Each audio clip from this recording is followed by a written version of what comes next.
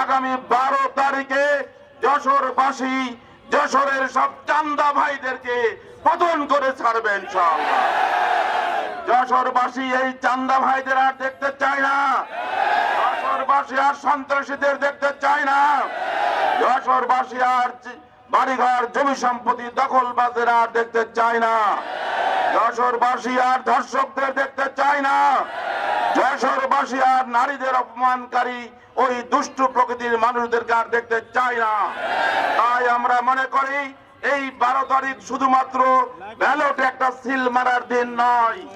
এই দুষ্কৃতিকারী, এই চান্দা ভাই, এই জুলুমবাজ এদেরকে লাল কার্ড দেখে বিদায় করার দিন।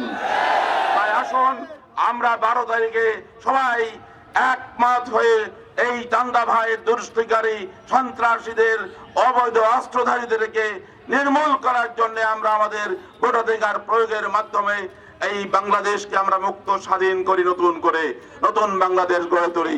আল্লাহ হাফেজ।